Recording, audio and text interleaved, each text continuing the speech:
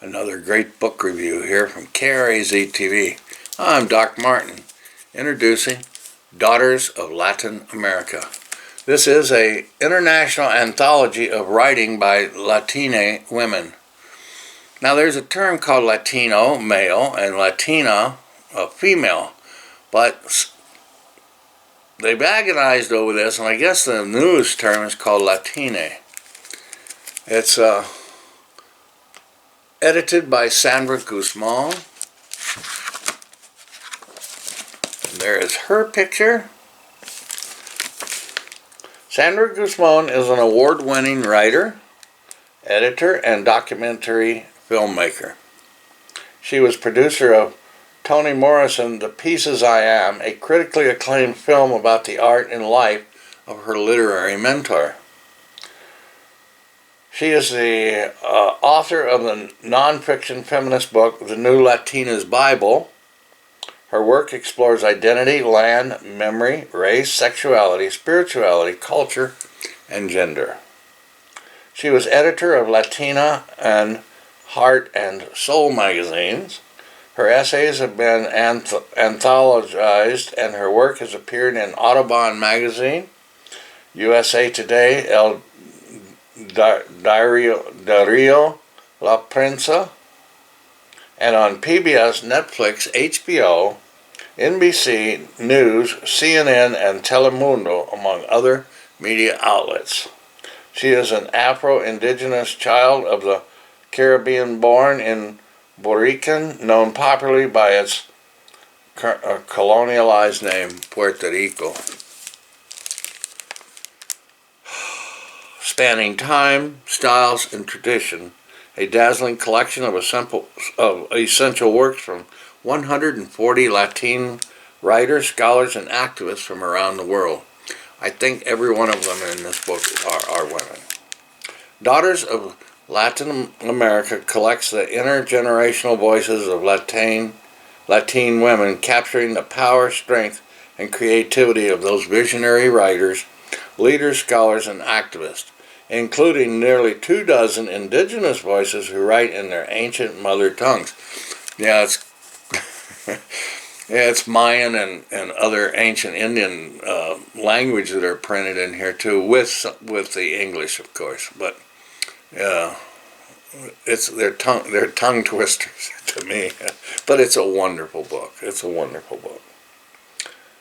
Several authors featured are translated into English for the first time. Grammy, National Book Award, Cervantes, and Pulitzer Prize winners, as well as a Nobel laureate and a next generation of literary voices, are among the stars of this essential collection, women whose work inspires and transforms us.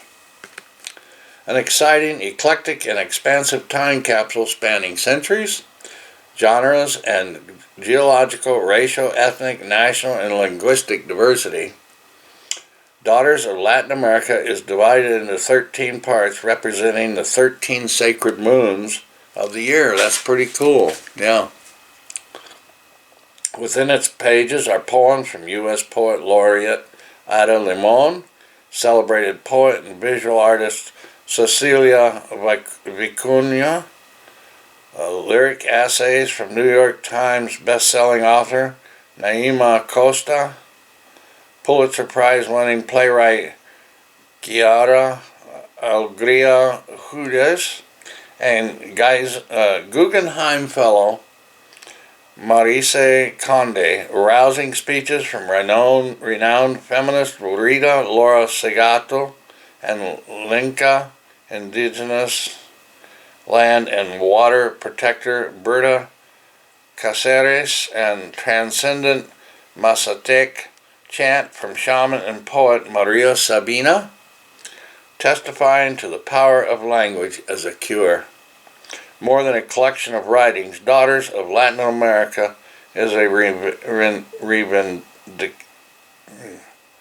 revindication of genius and ancestral literary inheritance, as well as a celebration of the rising voices encouraged and nurtured by those who came before them. This is poignant and it's heartfelt. I'm telling you, there's a few weepers in here, and I'll tell you, I let it go. It's just a writer's prayer from Gloria Ansadulia. Let me enter the writing without resistance and toil in the muck of chaos. Out of disorder, let me bring order and something new into existence. Let me touch the bodies of others and move their souls. So,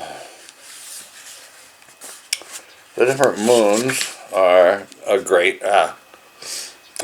graceful moon, sagacious moon, cosmic moon, exalted moon, ancestral moon, aqueous moon, ethereal moon, luminous moon, shamanic moon, sinuous moon, elemental moon, magnetic moon, and supreme moon. And under here are all the different authors and credits. Maria Sabine, she writes, words are medicine. Medicine is the breath. I cure with language, nothing more. Daughters of Latin America is a journey into a luminous universe of texts that navigate across time and space, genre, styles, language, and traditions. The daughters gathered in this groundbreaking international anthology span 5 centuries of the written word, containing the wisdom, memory, and DNA of oral traditions more ancient than time itself. It is an immense honor to share these words of these majestic women and masterful storytellers with you. And it really is. I learned so much. And the passion and the heartbreak and heartfelt things that come through here. I just wanted to mention in here, in one of these writers, that it's in the modern time that this woman is writing that 1 in 2, half of all young girls, I don't know if it's just in Honduras or are raped. It just blew my mind. I was shocked and I just wept at it. It's such a tragic number.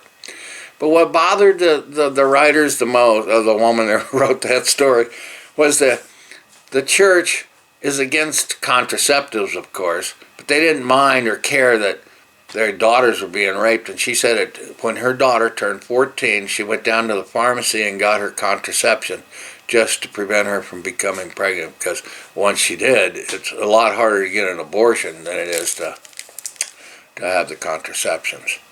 So but there's a lot of Mayan and a lot of native women that speak there about atrocities, their triumphs, of course, and how they're still here to tell the story. In a wonderful story in an anthology of 140 women in Latin America. So it's only in the Western Hemisphere, of course, from Mexican American, gay, lesbian, LGBTQ, and all of those. There's a few of these writers in here.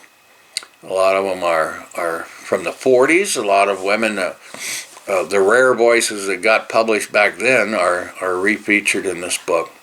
So it's all over the place as far as country,